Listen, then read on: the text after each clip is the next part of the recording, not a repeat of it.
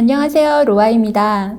저는 이화여자대학교에서 조소와 미술사학을 전공했고 현재는 일러스트레이터로 활동하며 다양한 컨텐츠를 만들고 책을 쓰고 있습니다. 앞으로 여러분들과 함께 수채화에 대해서 배우는 시간을 가질 텐데요. 이 강의를 들으시는 모든 분들이 그림 그리는 즐거움을 찾아가셨으면 좋겠습니다. 저는 그림을 그린다는 건 나의 세계를 확장시키는 일이라고 생각합니다. 그림을 그리기 위해서는 대상을 아주 디테일하게 관찰해야 하는데요. 그로 인해서 일상에서 만나는 것들을 이전과 다른 시선으로 바라보거나 새롭게 볼 수 있게 됩니다. 그동안 모르고 지나쳤던 풍경도 새롭게 볼 수 있기도 하고요. 그렇게 새롭게 만나게 될 여러분들의 일상 속 다양한 것들을 그림으로 표현할 날을 기대해봐도 좋을 것 같습니다. 자, 그럼 본격적으로 수채화에 대해서 배워볼까요? 이번 시간에는 수채화 도구에 대해서 배울 거예요. 재료들을 하나하나 살펴보도록 할게요. 우선 그림을 그릴 수채화 용지가 필요합니다. 수채화 용지는 크게 황목, 중목, 세목으로 나뉘는데요. 표면의 거칠기에 따른 분류입니다. 영어로는 러프, 콜드프레스, 핫프레스로 표기됩니다. 황목이 가장 거친 질감의 종이고요. 세목이 가장 부드러운 수채화지입니다. 중목은 그 중간 단계고요. 제가 3가지 수채 패드를 가지고 왔는데요. 제일 위에 있는 것이 러프, 황목이고요. 두 번째가 콜드프레스, 중목이고요. 세 번째가 핫프레스, 세목입니다. 황목은 표면이 거칠고 요철이 심하기 때문에 세밀한 표현은 어렵지만 물을 많이 머금을 수 있어 큰 사이즈의 풍경화 같은 그림을 그릴 때 유용합니다. 그리고 거친 질감을 표현하기 좋기 때문에 그런 표현을 선호하는 작가들이 많이 사용합니다. 반대로 세목은 표면이 매끄럽기 때문에 세밀한 그림이나 작은 사이즈의 그림을 그릴 때 편리하고 큰 면적의 붓질을 할 때는 물감이 흘러내릴 수 있어서 주의해야 합니다. 그래서 중목이 2가지의 중간이기 때문에 보통 중목을 많이 사용합니다. 하지만 처음 시작하시는 분이라면 화방에서 쉽게 구할 수 있는 저렴한 수채화 용지부터 시작해도 괜찮습니다. 수채화 용지는 어떤 것을 구매하든지 주의할 점이 있는데요. 바로 앞면과 뒷면의 구분입니다. 지금 여기 보시면 얘는 수채 패드인데요. 수채 패드는 윗부분에 본딩이 되어 있기 때문에 위에 오는 부분이 앞면입니다. 이 제품 같은 경우는 뒤에가 엽서로 되어 있어요. 그래서 앞면을 찾기가 훨씬 쉽죠. 이렇게 패드로 되어 있는 제품은 그림을 그리고 한 장씩 뜯어서 사용하시면 되고 아니면은 칼로 절취한 다음에 그림을 그리셔도 됩니다. 그리고 이런 제품들은 앞면에 손으로 이렇게 만지지 않도록 조심을 하셔야 되는데요. 손에 묻어있는 기름기나 얼굴을 만지고 난 기름기 아니면 화장품이 남아있으면 여기 표면에 기름기가 묻어서 물감이 잘 먹지 않게 됩니다. 그래서 그 부분은 조심하셔야 되고 그림을 그리기 전에 꼭 손을 비누로 씻고 그리시는 게 안전합니다. 네, 제일 위에 있는 제품은 국내 브랜드의 제품으로 좀 저렴하게 여러분들이 부담 없이 쓰실 수 있는 제품이고요. 엽서로 되어 있어서 그림을 그리신 다음에 뜯어서 선물하시기도 좋습니다. 그리고 아래의 2가지는 프랑스 브랜드의 제품인데요. 이 제품은 둘 다 코튼 100%의 고급 전문가용 수채 용지예요. 그래서 가격은 좀 비싸긴 한데 재질은 정말 좋습니다. 그리고 앞에 보시면 여러분들이 황목, 중목, 세목 말고 또 확인하셔야 될 게 여기 적힌 그람수인데요. 250g 정도는 보이실지 모르겠는데 좀 빳빳한 느낌의 엽서 정도의 두께예요. 그래서 250g 정도 이상이 되면 작품을 하시기에 불편함 없이 물도 꽤 많이 머금을 수 있는 정도의 두께라고 생각하시면 돼요. 그리고 두 번째는 185g인데요. 얘는 얇긴 하지만 코튼 100%라서 그래도 어느 정도 빳빳한 느낌을 가지고 있습니다. 그리고 이 제품은 세목인데요. 300g이라서 꽤 도톰한 느낌이에요. 빳빳합니다. 그래서 보통은 작품을 할 때 300g 이상의 중목 제품을 제일 많이 사용합니다. 제가 추천드리기로는 고급 수채 용지를 많이 추천을 드리긴 하지만 가격대가 높기 때문에 처음의 시작은 이런 저렴한 제품으로 시작하셔도 됩니다. 다음은 물감입니다. 처음 시작하시는 분이라면 24색이나 36색 세트를 구입해서 사용하시면 됩니다. 물감에 없는 색은 조색해서 사용할 수 있긴 하지만 조색으로 만들기 어려운 색감은 따로 물감을 구입해서 추가하시면 됩니다. 국산 물감과 수입 물감이 있는데요. 수입 물감이 색감이 예뻐서 많이 사용되기도 하는데 가격은 비싼 편입니다. 요즘은 국내 브랜드 제품도 잘 나오기 때문에 전문가용으로도 손색이 없습니다. 제가 물감을 몇 가지 가지고 나왔는데 보면서 설명을 좀 드릴게요. 자, 제가 지금 5개의 튜브 물감을 가지고 나왔어요. 제일 위에 이 제품에는 영어 알파벳 표기가 없어요. 그리고 아래에는 여기 A, 여기 B, 여기 C, 여기 E 이런 영어 알파벳 표기가 있는데요. 이것들은 제작에 들어간 안료 차이로 인한 가격 등급을 반영하고 있어요. 색을 만들 때에는 서로 다른 안료를 사용하게 되는데요. 그에 따른 가격 차이를 영어 타입으로 A, B, C, D, E, F 이런 식으로 하고요. 네, 보통 A에서 F까지 있고 A에서 E까지 있는 브랜드도 있습니다. F가 가장 비싼 물감인데요. 보통 A에 비해서 F그룹이 3, 4배 이상 비싼 경우가 많습니다. 브랜드에서 제공해주는 색상표에도 이 영어 타입이 적혀 있기 때문에 가격을 대략적으로 아실 수 있습니다. 이렇게 물감을 낱개로 사시게 되면 개별적으로 가격이 다 다르기 때문에 처음 구매하실 때에는 세트로 사는 것이 유리합니다. 네, 이번에는 팔레트입니다. 제가 사용하고 있는 팔레트를 가지고 나왔는데요. 팔레트는 가지고 있는 물감 개수보다 조금 더 여유 있는 칸의 팔레트를 구입하시면 나중에 필요한 색을 추가할 때 편리합니다. 팔레트에 물감을 짜서 어느 정도 건조가 되면 사용하시는 것이 좋은데요. 막 짜는 물감은 붓으로 양 조절을 하는 것이 쉽지 않기 때문입니다. 저는 고체 물감용 팔레트를 구입해서 자주 사용하는 색만 모아서 사용하고 있습니다. 제가 이거 2가지를 가지고 나왔는데요. 이렇게 물감 짜는 칸을 펜이라고 하는데요. 이걸 직접 구매해서 튜브형 물감에 있는 그 물감을 여기다 짜서 건조시켜서 이런 팔레트에 부착해서 사용하시면 됩니다. 이 제품이 탈부착이 가능해서 원하는 때 언제든 배열을 교체할 수 있어서 이걸로 사용하고 있어요. 단 조색을 하는 영역은 조금 좁은 편이어서요. 모자랄 때는 여분의 팔레트를 함께 사용하기도 합니다. 물론 고체용 물감, 여기 안에 물감을 다 고체해서 그대로 파는 제품이 있거든요. 그거를 구입해서 사용하는 방법도 있습니다. 팔레트에 색을 배열할 때는 비슷한 계열의 색을 나란히 하는 것이 사용하기 편리합니다.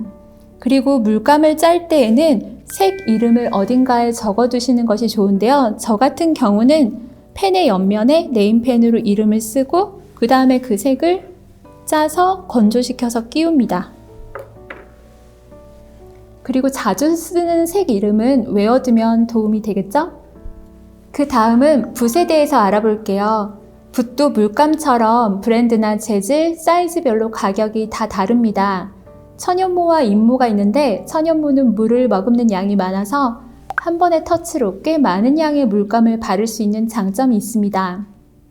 대신 붓모가 인조모에 비해서 탄력이 떨어지기 때문에 초보의 경우엔 컨트롤이 쉽지 않습니다. 인조모는 물을 머금을 수 있는 양은 조금 적지만 탄력이 좋기 때문에 초보자도 쉽게 가는 선의 표현부터 넓은 면적의 터치까지 골고루 표현하실 수 있습니다. 그 2가지 장점을 살려서 천연모와 인조모가 반반 섞여 있는 붓도 있습니다. 야외에서 그림을 그리실 때에는 워터 브러쉬를 사용하시면 편리합니다. 보시는 것처럼 뒷부분에 물을 넣을 수 있는 공간이 있어서 물통을 가지고 다니지 않아도 붓 하나로 수채화를 그릴 수 있습니다. 워터 브러쉬는 붓모가 붓펜과 같은 빳빳한 재질로 되어 있어 탄력감이 좋기 때문에 가는 선을 그릴 때나 글씨를 쓸 때 유용합니다. 그리고 화방에 가보시면 다양한 길이의 붓을 보실 수 있는데요. 제가 오늘 가져온 붓은 짧은 형태입니다. 책상에서 그림을 그리기 때문에 이렇게 짧은 형태의 붓을 가깝게 잡고 사용합니다. 긴 붓은 이젤에서 더 큰 그림을 그릴 때 사용하시면 되는데요. 붓이 길기 때문에 멀리서 잡을 수 있어서 긴 터치도 하실 수 있습니다. 붓모의 사이즈도 이런 짧은 붓에 비해서 훨씬 큰 사이즈까지 나오기 때문에 한 번의 터치로 넓은 면을 채색하실 수 있습니다. 이런 여러 가지 종류의 붓 중에서 여러분들에게 맞는 가격대와 용도를 고려해서 선택하시면 됩니다. 그리고 붓을 사용한 후에 씻어서 보관하는 방법을 알려드릴게요. 붓이 상하지 않고 오래 사용하려면 붓모가 상하지 않도록 조심해 주셔야 되는데요. 물에 이거를 씻어 주실 때도 붓모가 최대한 꺾이지 않도록 조심스럽게 헹궈 주세요. 그리고 물을 제거해 주실 때에도 이렇게 눌러서 꺾이지 않도록 옆으로 해주시고, 보통 여기 끝부분에 물감이 배어 있는 경우가 있기 때문에 이렇게 지그시 눌러서 이 끝부분에 물감이 배어 나오지 않으면 깨끗하게 세척이 된 거예요. 그러면 이렇게 붓모가 모여있는 상태에서 이대로 어딘가에 이렇게 눌리지 않도록 보관을 해주셔야 되는데요. 이렇게 눕혀서 보관을 하시던지 꽂아서 보관을 하셔야 됩니다. 가끔 젖어있는 상태에서 어떤 케이스 같은 데 넣다가 이렇게 눌리는 경우가 있는데요. 그런 경우에는 이렇게 휜 상태로 건조가 돼버리거든요. 이러면 다시 복구가 잘 되지 않아요. 그렇기 때문에 보관을 조심하셔야 됩니다. 그 다음엔 물을 담을 물통이 필요합니다. 물이 탁해지는 것을 확인하기 위해서 투명한 재질이 좋은데요. 유리컵이나 투명 플라스틱 컵 등으로 사용하시면 됩니다. 저는 플라스틱 투명 컵을 사용하고 있는데요. 가볍고 여러 개를 겹쳐서 보관할 수 있어서 이걸로 사용하고 있습니다. 여러분들도 커피숍에서 테이크아웃을 하시면 이런 플라스틱 컵이 자주 생기실 텐데요. 커피에는 기름기가 있기 때문에 꼭 주방 세제로 세척한 후에 사용하시면 됩니다. 그 다음은 냅킨과 키친타올입니다. 붓에 있는 물의 양을 조절할 때나 붓을 씻어낸 후에 물기를 닦을 때 또는 팔레트를 닦아낼 때 냅킨이나 키친타올을 사용합니다. 물을 잘 흡수하고 쉽게 찢어지지 않는 재질이면 다 사용하실 수 있습니다. 다만 일반 화장지나 티슈는 물이 닿으면 쉽게 찢어지고 붓과 팔레트에 들러붙기 때문에 사용을 권장하지 않습니다. 수건을 사용해도 되긴 하지만 매번 세척해서 잘 말려야 하는 번거로움이 있어 여건이 되시는 분만 사용하시기 바랍니다. 그 다음은 연필과 지우개입니다. 이번 수채화 강의에서는 자주 사용하지는 않지만 여러분들이 혼자 수채화를 그리실 땐 연필과 지우개를 자주 사용하실 텐데요. 수채화의 밑그림을 위한 스케치는 연해도 되기 때문에 HB나 B 정도의 연필로 사용하셔도 됩니다. 진한 연필을 사용하게 되면 수채화에 흑연이 번질 염려가 있는데요. 흑연도 가루가 진하게 묻은 부위는 수채 물감이 잘 발리지 않는 경우도 있습니다. 그러니 꼭 연한 연필을 사용하시는 것이 좋고요. 지우개는 부드러운 미술용 지우개를 사용하시면 됩니다. 그리고 연필로 스케치를 하실 때에는 최대한 살살 그려주시고, 살살이라는 거는요, 종이에 연필이 스치는 슥슥 사각사각 이 정도가 살살입니다. 그리고 지울 때에도 수채 용지는 보풀이 일어나기 때문에 아주 살살 부드럽게 지워주시는 것이 좋습니다. 이번에는 제가 그동안 오랫동안 수업을 해오면서 많은 수강생들을 만나왔는데요. 그분들이 자주 물었던 질문들과 여러분들께서 앞으로 주의하셔야 할 점들을 이야기해 보도록 할게요. 비싼 재료가 더 좋은가요? 이런 질문 많이 하시죠? 새로운 취미를 시작하실 때 여러 가지 장비나 재료를 많이 사게 되실 텐데요. 그림도 필요한 것들이 여러 가지 있죠. 장인은 도구를 탓하지 않는다는 말이 있긴 하지만 그건 말 그대로 장인의 경우잖아요. 솔직하게 말씀드리면 그림도 도구와 장비빨을 많이 받습니다. 이건 어쩔 수 없는 부분인 것 같아요. 예능 계열이 특히나 그런 것들이 많죠. 고가의 최고급 수입 물감들이 색감이나 발색이 정말 예쁜 것들이 많아요. 수채 용지도 마찬가지고요. 하지만 가격의 차이가 상당히 큰 편인데요. 하지만 처음 시작하시면서 굳이 그 정도의 비싼 재료를 구비하실 필요는 없습니다. 물감은 국내 브랜드의 전문가용 라인을 구입하시면 충분하고요. 붓도 국내 브랜드의 제품들로 구입하셔도 충분합니다. 다만 종이는 좋은 종이를 사용하시는 것을 추천드립니다. 같은 실력에도 결과물 차이가 정말 많이 나거든요. 그래서 제가 가장 강력하게 추천드리는 건 물감이나 붓은 국내 브랜드를 쓰시더라도 종이만큼은 어느 브랜드든지 전문가용 중목 코튼 100%의 수채 용지를 꼭 한번 사용해 보실 것을 권합니다. 그 다음 질문은 그림이 건조해 보여요. 이런 질문을 또 자주 주시는데요. 보통 강사 선생님들께서 샘플로 보여주시는 그림을 따라서 그리시는 경우가 많은데 처음 시작하시는 분들은 그림을 똑같이 그리시지만 그리시면서 꽤 많이 하는 실수가 되게 건조한 느낌으로 그림을 그리시는 경우가 많아요. 그건 물감과 물의 비율이 맞지 않다 보니까 그림이 뻑뻑하고 건조해 보이는데요. 그런 때는 붓에 물을 충분히 적셔서 물감도 많이, 물도 많이 풀어서 그렇게 사용하셔야 촉촉한 느낌의 그림을 그리실 수 있습니다. 물감도 많이, 물도 많이 기억하세요. 그림이 탁해요. 이것도 되게 많은 경우인데요. 사실 이 경우에는 여러 가지 이유가 있을 수 있어요. 깨끗하지 않은 물로 그림을 그리는 경우에도 그럴 수 있고요. 두 번째는 초보자들이 자주 하는 행동인데요. 방금 그렸던 터치 위에 또 계속 의미 없는 터치를 하는 경우가 꽤 많아요. 젖어 있는 상태에서 붓으로 계속 터치를 하게 되면 얼룩도 지고 색도 예쁘게 표현되지가 않습니다. 색을 채울 때 붓질은 최대한 겹치지 않고 칠하는 연습을 해보세요. 다양한 그림을 그리고 싶은데 자료는 어디서 구해요? 그림을 그릴 때는 자료가 필요하죠. 주변에 있는 실제 사물을 보고 그리셔도 되지만 그 실제 사물을 보고 그리는 게 사실 쉬운 게 아니에요. 그런 때에는 사진을 보면서 그리는 게 편한데요. 이왕 그리시는 거 여러분들의 SNS에 올리실 수도 있고 인쇄를 해보실 수도 있고 나만의 굿즈를 만들어 보실 수도 있잖아요.